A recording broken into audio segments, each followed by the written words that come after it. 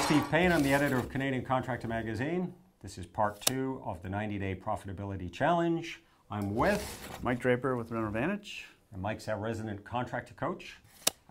Mike, we talked last time about figuring out how much money you're going to make in the next 90 days as a contractor. Sounds like an impossible task, but you're breaking it down for us. We are making it simple. We talked last time about overhead and revenue. The one thing we haven't spent a lot of time is what's included in overhead. Now, what's included in overhead gets into the thorny question of the owner of the company, the owner of the renovation company or the custom home builder. Does he pay himself under overheads, or does he pay himself and apply it to the accounting for the job? Right. Yeah, what's the thinking? Well, it's a great question, Steve, because a lot of people do struggle with it. And the reality should be that whatever time the contractor's spending on the job site, either on the tools or managing the project, that percentage of his salary should go into cost of goods sold. So that when he does his markup to get the selling price of the project, he includes his time in that cost.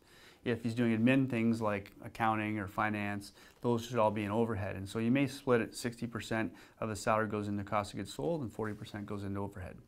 What if the guy never goes on the site at all? He's just purely owns the company. Then he's 100% overhead.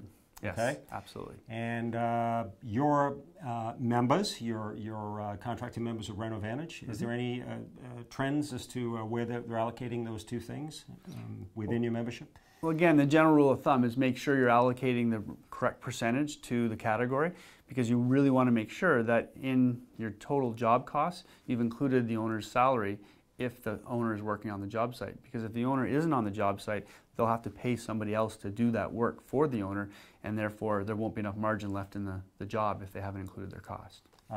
Somebody's spouse or somebody's administrative person, if they're lucky enough to have one, that's a straight overhead. That's 100% overhead because they're not on the job site. So an admin person, a receptionist, a bookkeeper, anybody doing things that are not job specific, that are overhead. You can see this in the magazine. It's the July-August issue of the magazine. You can view it at digital editions at the bottom of this webpage.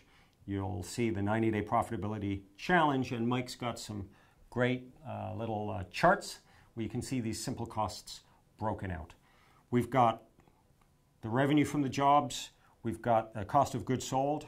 Correct. Which is the direct job costs, gives you a gross profit. You've got overheads, which we've talked about. You get to a net profit.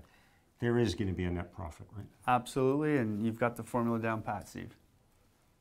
Here's to those net profits. Thanks for joining us, Mike. My pleasure.